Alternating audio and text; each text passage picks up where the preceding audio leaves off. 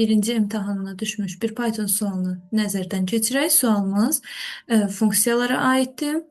Ümumiyyətlə uşaqlar funksiya suallarında çaşqınlıq yaşamamaq üçün həmişə sonuncu return sözünün altından bir xətt çəkin və funksiya kodu ilə ümumi proqram kodunu bir-birindən ayırmağa çalışın. Belə olanda artıq siz anlayacaqsınız ki, funksiya harda çağırılıb. Çünki biz funksiyanı çağırmasaq o işləmir. Deməli dostlar, baxırıq ki, deməli kod hissəmiz buradır, bura isə funksiyadır. Bizə verilib deməli bir siyahı, bu siyahının elementlərinə birbaşa müraciət olunur. Yəni k-nın qiyməti bir dəfə 21, 56, 121, 77 və s. bu formada davam edir.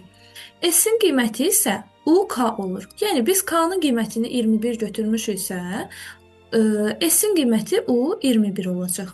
Biz əvvəlcə gəlib U21-i hesablamalıyıq funksiyada, daha sonra onu sətr tipinə çevirməliyik. Gəlin funksiyada U21-i hesablayaq.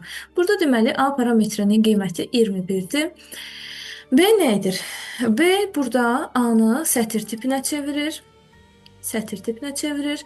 C burada B-ni list eləyir, yəni bir siyahıya çevirir. 2 və 1 kimi siyahı əldə etmiş oluruq. Reverse C-ni tərsinə çevirir, yəni siyahını axırdan əvvələ doğru düzür. Yəni siyahımız artıq 2-1 deyil də 1-2 formasında olacaq.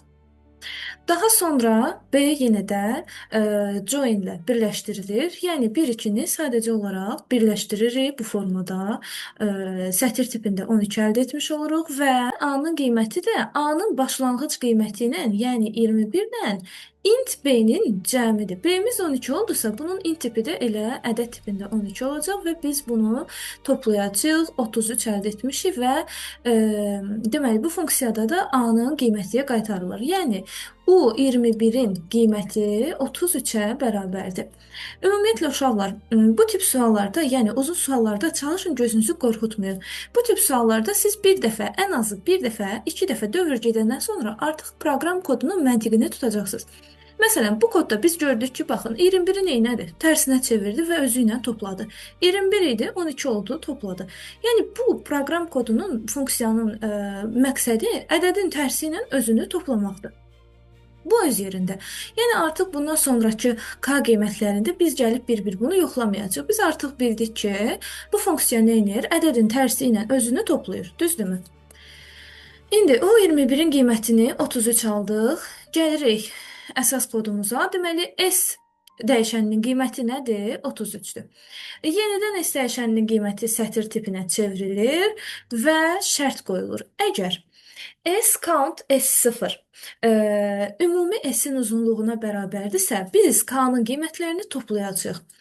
Baxırıq ki, 33 qiymətidir, düzdürmü? Bunun S0-ı, yəni S-in qiyməti budur, düzdürmü?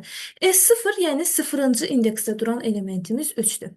Len S-imiz də, daha doğrusu bunu birinci count eləyirik.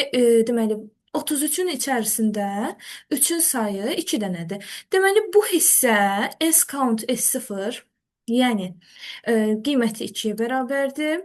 Len S-ə bərabərdirmi? Şərtimiz bundan ibarətdir. Len S də nədir? Ədədin uzunluğu. Ədədin uzunluğu da 2-yə bərabərdir. Şərtimiz ödəndi. Deməli, biz D-nin üzərinə K-nın qiymətini, yəni 21-i gəlirik.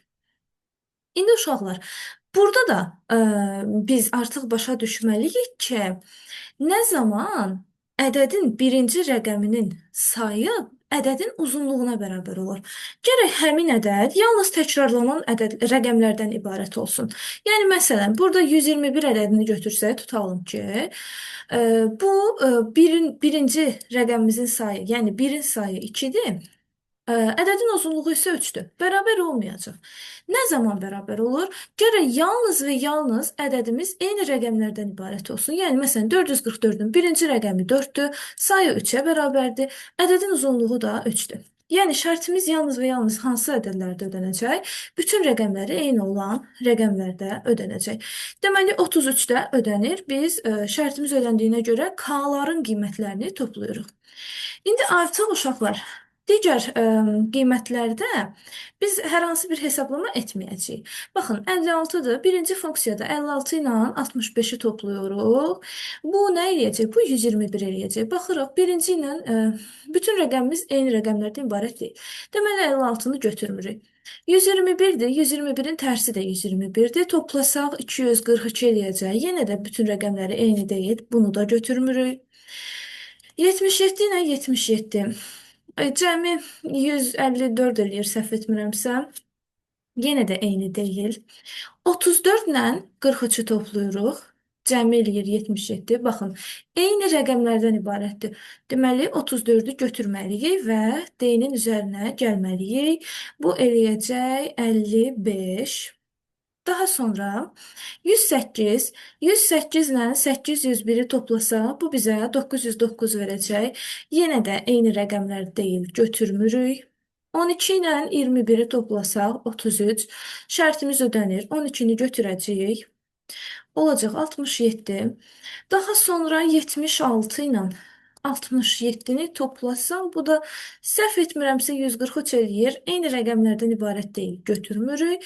231 ilə 132-ni toplasaq, 363 eləyir. Yenə də eyni rəqəmlərdən ibarət deyil və biz bunu götürməyəcəyik. Sonda deməli, D-nin qiyməti nə olur? 67. Ümid edirəm ki, sual sizə aydın olmuşdur.